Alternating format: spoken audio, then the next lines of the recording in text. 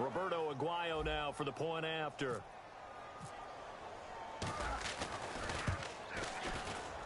It's up, it's good, and the Rams take a 7-0 lead.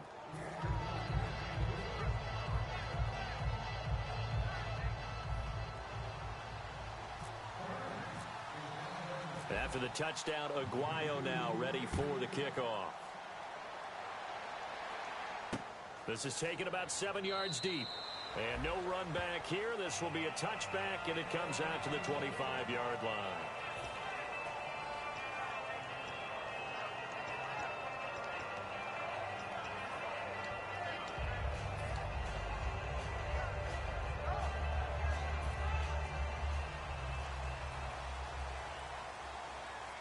They come out here in the eye.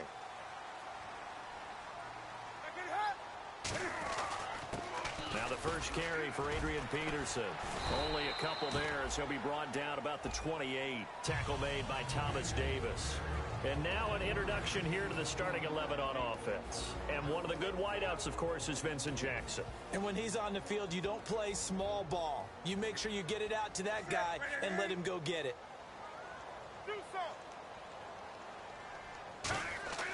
Here's Newton now on second down.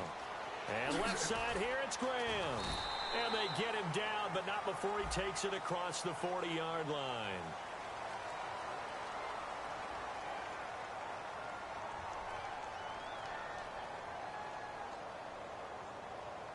Thought he may have gotten away with one there, but the ref caught him, and it's holding. When you execute a drag or a crossing route really well and give him a chance to let it develop a little bit, you can gain some significant yardage hitting your tight end on that one. Now the offense lining up 1st and 10.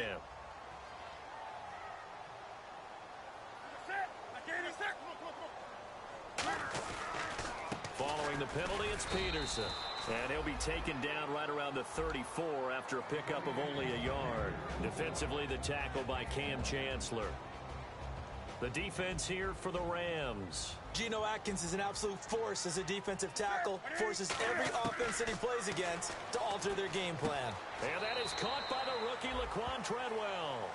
It's a 10-yard pickup, and it moves the chains.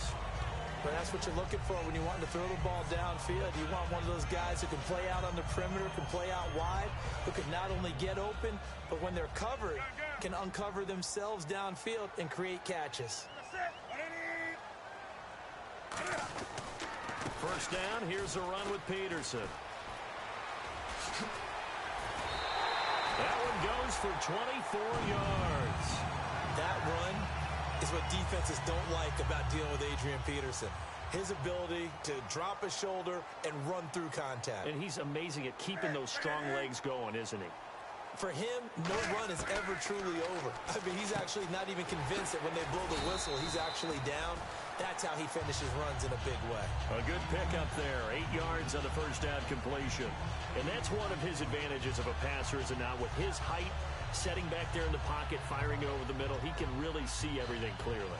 It is, and I know that other quarterbacks get it done different ways, all right? You don't have to be his height to make a great play, but what he does is he takes away having to make those slide steps in the pocket to find angles to throw the ball through. He just throws right over the top of it because he can see everything, and sometimes that saves time and gets the ball to a receiver quicker.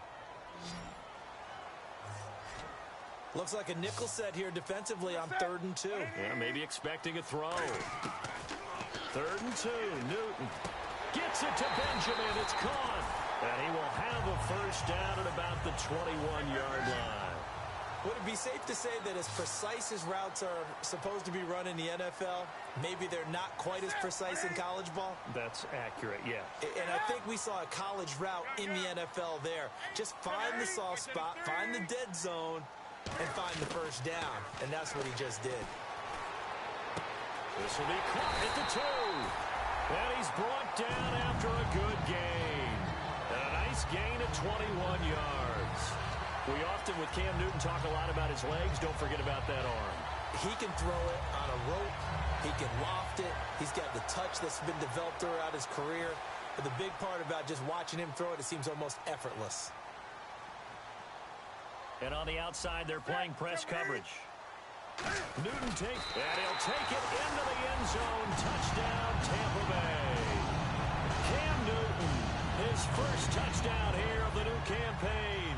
And the Buccaneers are an extra point away from tying up this football game. And it's no good. He misses the extra point, and this remains a 7-6 game.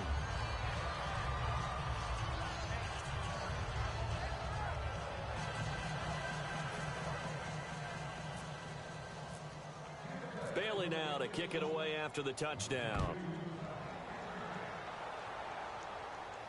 This fielded a few yards into the end zone. And he's able to get it across the 20, but not by much, as he's marked down at the 21-yard line. And the Rams now coming out on the field. And they'll just simply be looking to build off the confidence of the last time out where they scored a touchdown. And confidence is powerful, isn't it? When you've scored once, you feel like you can go back out there and get it done again. Doesn't matter what the defense throws at them. They feel like they're in a groove right now, and they want to get out there and show it. Yeah, hoping to stay in that groove here this go-around.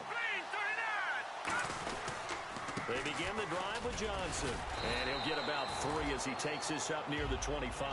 Tashawn Gibson there on the tackle. The starting 11 defensively for Tampa Bay. And Ndamukong Suh provokes a whole lot of conversation.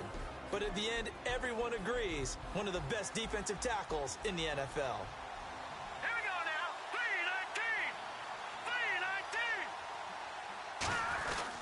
They go to Johnson again. And this time not as successful as he'll get back to the line of scrimmage and no more. And they'll lose a yard that time, and that's going to lead to a 3rd down. Charles Johnson's stock in trade is coming off the edge and getting to the quarterback.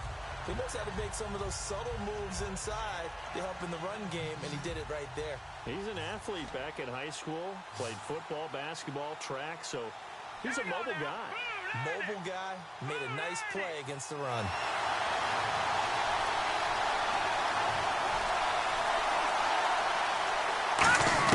Throwing on 3rd, gone. And he's got the NFL's leading receiver a year ago, Julio Jones. 8 yards there and a 1st down.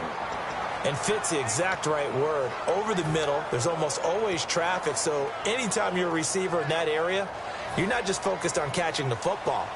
You're wondering where the collision's going to come from, right? Because there's almost always someone there able to concentrate, catch it, and even added a little extra at the end with a short run. A 1st down carry here for Johnson. And he is met at the line of scrimmage.